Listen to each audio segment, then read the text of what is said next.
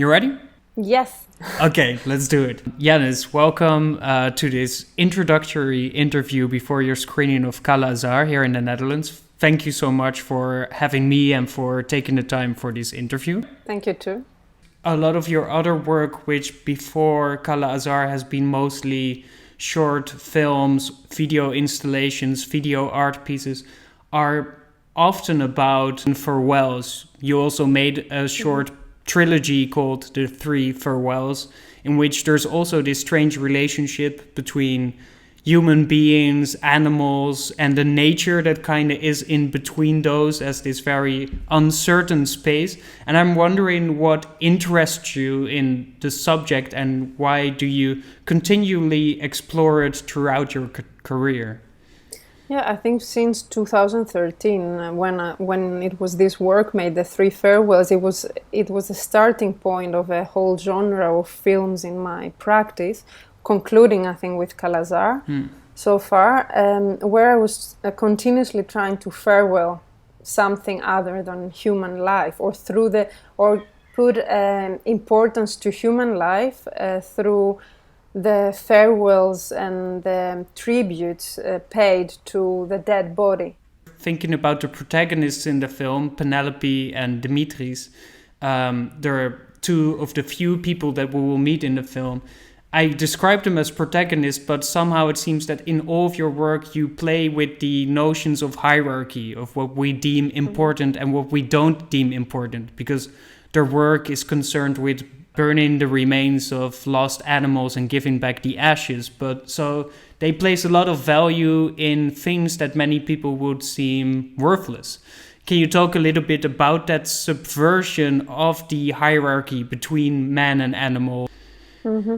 Yeah, I mean, first to start with, we have the two main characters, but again, I mean, their names are never mentioned in a sense that they're kind of used as archetypes. I mean, they're always the archetypes in every film, but there was this man and woman who trying to approach the circles of life in a slightly different way of farewelling again, but of bringing stray life and owned animals into the same vase of ashes. So they trying to kind of mix and break down the hierarchies of what is, how we value the stray animal or the eaten animal, the consumed animal, the animal that is in mass production, in factories. The title of the film itself, Kala Azar, already, I think, refers to these notions because it's a very dangerous virus that has mostly killed a lot of canines in the southern parts of Europe. Can you talk a little bit about this notion of disease and danger and death and loss that's running underneath the film and gives it a kind of surreal, dangerous, sci-fi kind of feel, almost post-apocalyptic, but at the same time this might be a cliche, but in a COVID-19 world where we have to Skype to do a video interview, it also comes very close to home. So could you talk a little bit about these ideas and how you wanted to show them in the film?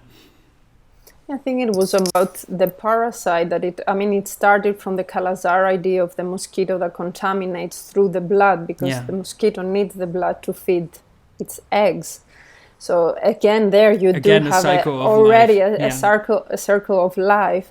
But I think it was mostly to say through the film and slowly within the story of the film that the parasites and the danger comes from us, wherever humans are present and taking over the landscape or the place in general. It's inevitable not to harm it. Can you talk a little bit as an artist what it means to work with empathy as a tool as well? Yeah, I think it's certainly a beauty to trying to understand circles of life, how different smaller circles like the circle of a dog and that of a human, which is, quite different in the years, or of the chickens, for example, how these circles of life connect the moment they connect. And find these little moments of connections but also the connections in the landscape of the dead and the living bodies, either if they're human or animal, and trying to not only visually capture them, but let them grow within a story.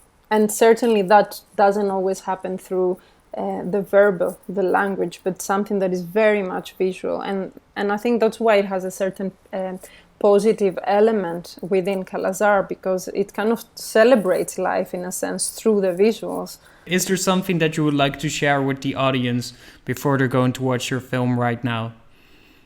Yeah, I think I would just suggest not to try to follow, a strict story and understand, try and explain actions and characters, but rather let yourself, enjoy the visuals that will take you themselves to a point of understanding the greater story of the film. It's not about linearity in life, it's more about circles. And I think the film plays a lot with circles that never close, that never end, rather than a linear story. Thank you so much, Janis. Thank you so much for your time. And thank you for everybody right now in the cinema. I think both of us wish you a very beautiful screening, and we hope that you enjoy Kala Azar. Thank you for joining us, guys.